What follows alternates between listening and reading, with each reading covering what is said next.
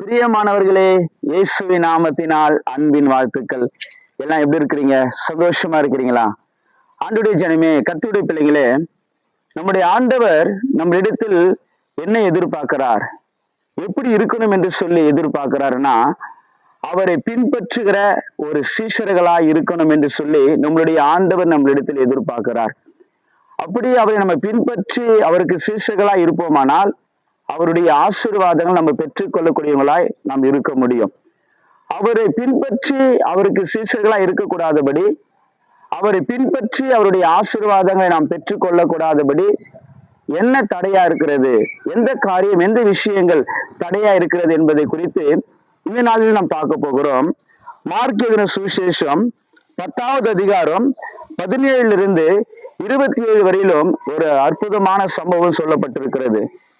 ஒரு வாலிபன், ஐஸ்வர்யமுள்ள ஒரு வாலிபன் இயேசு வருகிற அந்த வழியிலே வந்து முழங்கால் படியிட்டு இயேசுவிடத்தில் கேட்கிறான், ஆண்டவரே, நித்திய ஜீவனை சுதந்தரித்துக் கொள்வதற்கு நான் என்ன செய்ய வேண்டும் என்று சொல்லி ஆண்டவரிடத்தில் அவன் கேட்கிறான்.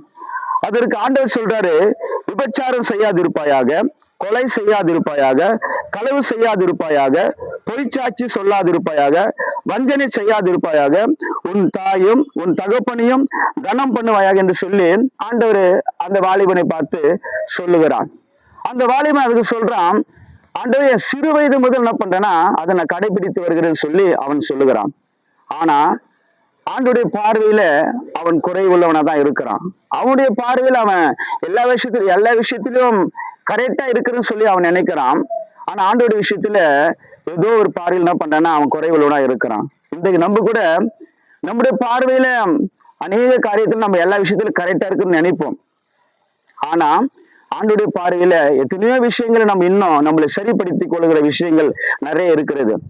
அப்ப ஆண்டவர் அவனிடத்தில் குறை இருந்தாலும் அவன் மேல அன்பு கூர்ந்து அவனிடத்துல சொல்றாரு, உங்ககிட்ட இருக்கிற எல்லா ஐஸ்வர்யத்தை என்ன பண்ண, விற்று தரித்திரத்தை கொடுத்துட்டு என்னை பின்பற்றி வா, எனக்கு சீஷனா இருன்னு சொல்லி என்ன பண்றாருன்னா அந்த வாலிபன் இடத்திலே ஆண்டவர் சொல்கிறதே நாம் பார்க்க முடிகிறது.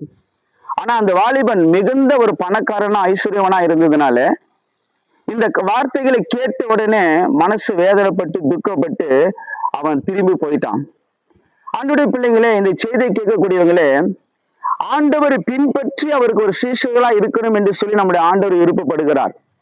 அதுக்கு என்ன தடை இருக்குதுன்னா, உலகத்தினுடைய காரியங்கள், சிற்றின்பங்கள், இச்சையான காரியங்கள், இதெல்லாம் ஆண்டவரை பின்பற்றி அவருக்கு சீஷர்களா இருப்பதற்கு, அவருடைய ஆசீர்வாதங்களை நாம் பெற்றுக்கொள்வதற்கு இதெல்லாம் தடையா இருக்கிறது என்று நாம் பார்க்கிறோம். இந்த செய்தி கேட்கிற உங்கள் ஒவ்வொருவரும் ஆண்டவர் உங்களோடு பேசுகிறாரு. அவரை பின்பற்றி அவருக்கு சீஷர்களா இருக்கணும் என்று சொல்லி ஆண்டவர் எதிர்பார்க்கிறாரு. அவரை பின்பற்றி அவருக்கு சீஷர்களா இருக்கக்கூடாதபடி என்னென்ன காரியங்கள் நம்மளுக்கு தடையா இருக்கிறதோ அந்த தடைகள் எல்லாம் ஆண்டவர் சமூகத்தில் அறிக்கையிட்டு ஆண்டவரை பின்பற்றி உங்களுக்கு சீஷனா இருக்கணும் என்று சொல்லி நம்ம ஜெபிப்போமானால் நிச்சயமாய் இயேசுவுடைய ஆசீர்வாதத்தை பெற்றுக்கொள்ள முடியும். நம் கண்களை மூடி நாம் ஜெபிக்கலாமா? நல்ல தகப்பனே, ஆசீர்வதிக்கப்பட்ட இந்த நாளுக்காக, இந்த நேரத்திற்காக நன்றி செலுத்துகிறோம். இந்த நேரத்திலும் கூட ஆண்டவரே என்னோடு கூட சேர்ந்து நம்முடைய பிள்ளைகள் ஜெபிக்கிறார்கள். அப்பா ஆண்டவரே, உண்மை பின்பற்றி உங்களுடைய சீஷர்களா இருக்கிறது பெரிய ஒரு பாக்கியம். அது மிகப்பெரிய உங்களுக்கு ஒரு ஆசீர்வாதம் என்று நாங்கள் பார்க்கிறோம்.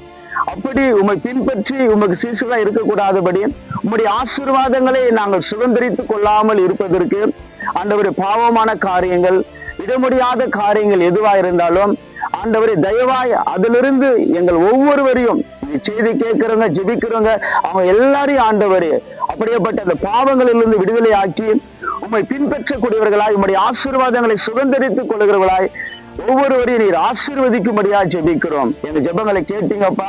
நிச்சயம் அநேகரையும் ஆண்டவரே உம்மை பின்பற்றுகிற சீஷர்களா நீங்க மாற்ற போறீங்க. அதற்காக நன்றி செலுத்துகிறோம். இயேசுவின் நாமத்தினால் ஜெபிக்கிறோம் நல்ல பிதாவே. ஆமேன்.